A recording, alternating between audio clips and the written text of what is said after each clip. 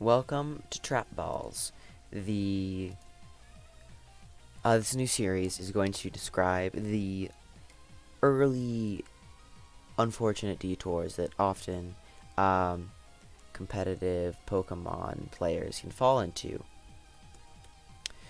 What are these detours? Well, they are things that look appealing when you first start playing, but will lead you astray and give you a significantly harder time in the future. Similar to Fire Emblem pitfalls, or just like they're common misconceptions that people think are good ideas, but really are quite detrimental.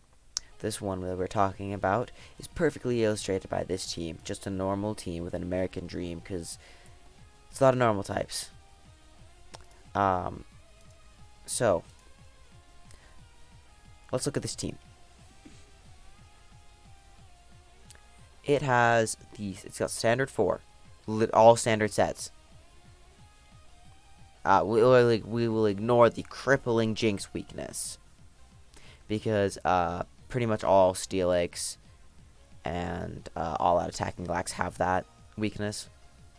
You just have to get good at pivoting with Zapdos. Often leading Cloyster is a pretty good idea, because they're never Ice Beaming there, so at least you're not hitting your Zapdos with a Ice Beam on the switch.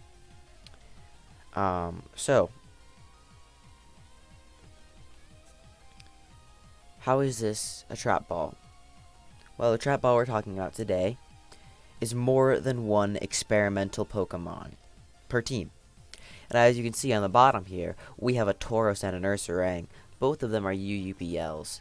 If this was something like Gen 5 OU, it would be like having Moltres on a rain team and having Tornadus on that rain team, or having Moltres and Volcarona, or Moltres and Dragonite, or Moltres and Mamoswine. And it's the +2 slots for standard Tentacruel Rain.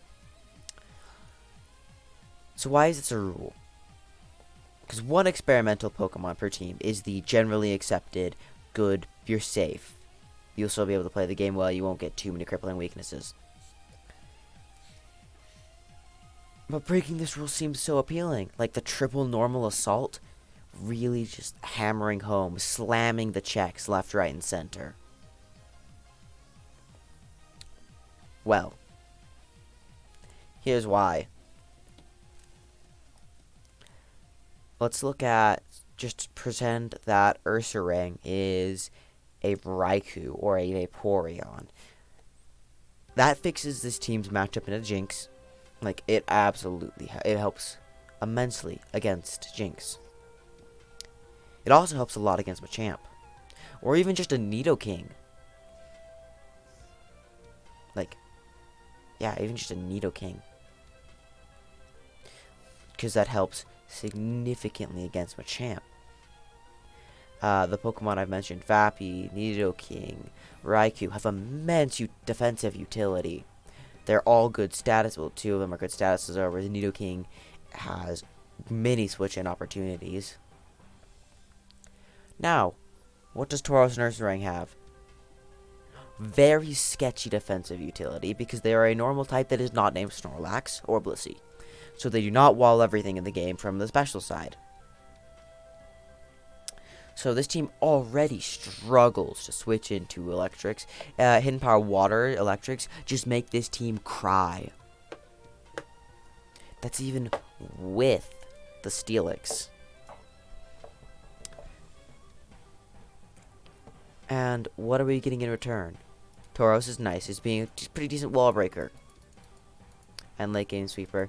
So it does Ursaring, but it tries to do it in a like curse up and attack things route, where Tauros is like, I'm faster than you boys. But is it just worth it, really?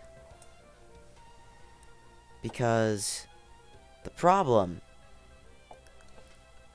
comes when maybe just Tauros and Snorlax can overload the normal checks, or just Tauros and just Snorlax and Ursaring. They can do it well enough.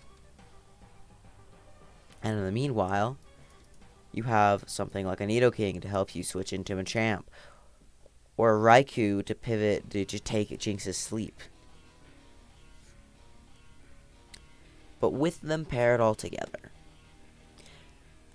this team cries upon seeing Machamp.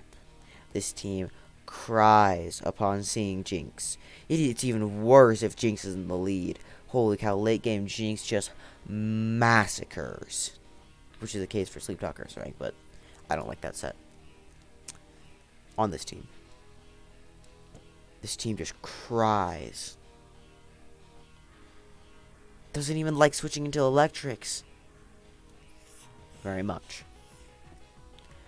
So by using just 2 experimental Mon, my team has opened itself up to be rather flawed. I think this is an incredibly fun team. And you can still play your way out of bad matchups. But let's think about if we have 3 experimental Mons.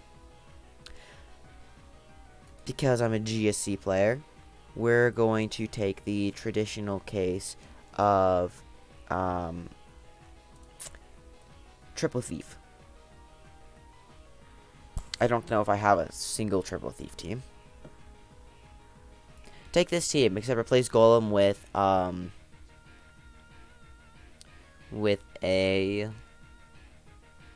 Nidoking. They're good Mons. They're not UUBLs.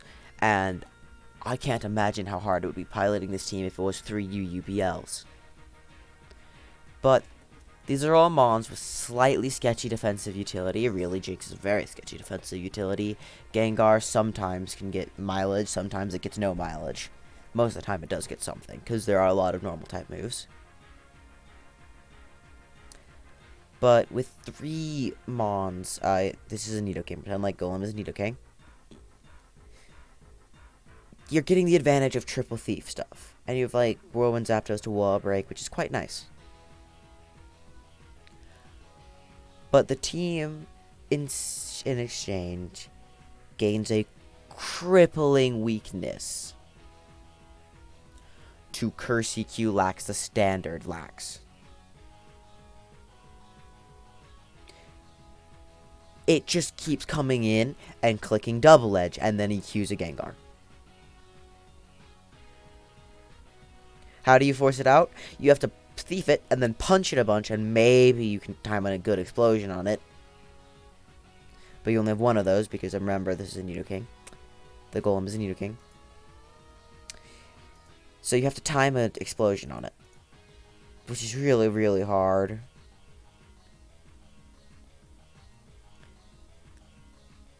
And then you have to beat it down, switch in your Zapdos, and then Whirlwind it. And you can't even curse it with your own Lax. You're just getting beat down by the best Pokemon in the game. It's using 3 OUs. 3 OUs with sketchy defensive utility. 3 OUs with a sketchy, like, 3 OUs in an experimental structure. It works. It works.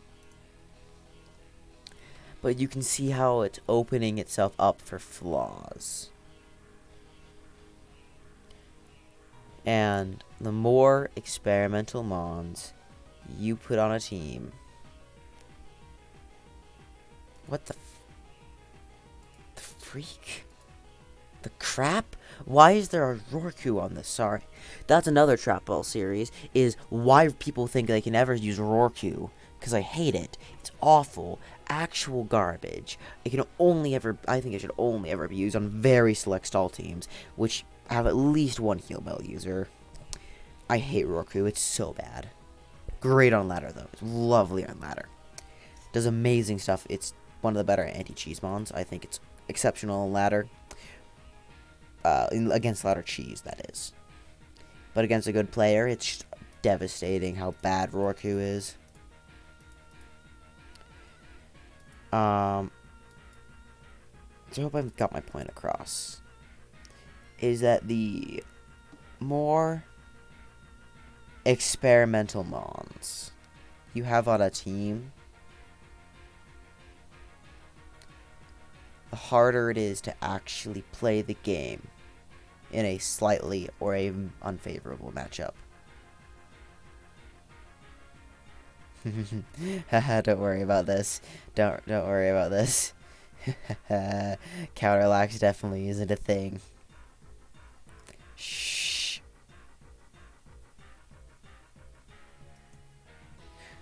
Wait, I don't... Something to aid in booming on Starmie? What the heck? That's such a weird team. This also goes for experimental sets too. Like, where is the Haunter team? Where is my Haunter team? My lovely, lovely Haunter team. So, Haunter Team Experiment 1 had the same set on Gengar and Haunter, except it had Ice Punch Gengar. Ice Punch, Mean Look, Perish Song, Destiny Bond. And that's a kind of experimental Gengar set. It works if it's the only experimental thing. If it's the only tentative niche thing on a team. Works great. But the problem is, there's a Haunter on this team,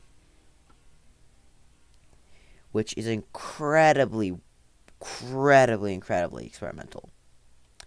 And I found it just didn't work. It was so hard. Like some games, you were just playing 2 mons down, and you couldn't get any mileage out of your Gengar, let alone your Haunter. But the minute I switched over to a standard Gengar set, things improved significantly. I was always playing with at least 5 mons, and Haunter would often take another one down with it. Would take something down with it. So, I just realized this team has Jinx issues. That's another thing, is that anti-cheese stuff, like anti-cheese,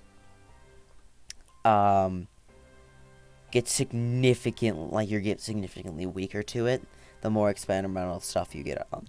Like, the more experimental you get with your cores, or the more sketchy you get with your sets, the more Jinx is gonna run through you. Sub-Jinx especially. I think Sub-Jinx, and what was the other one? It's Sub-Jinx, and...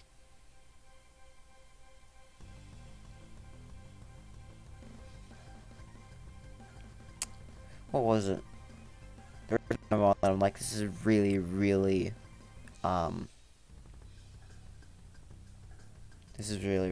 like, good at anti-cheese. But yeah, Sub-Jinx, I think, is the most keep you honest thing in the metagame. Like, it makes you play honest, and makes you have good team building. Sub-Jinx early game, that is.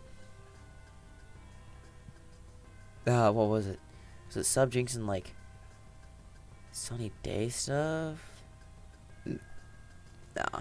But I think I've made my point across that try to stick to a maximum of 1 experimental set or experimental mon per team until you've proven the synergy. Otherwise, you open yourself up to a lot of holes.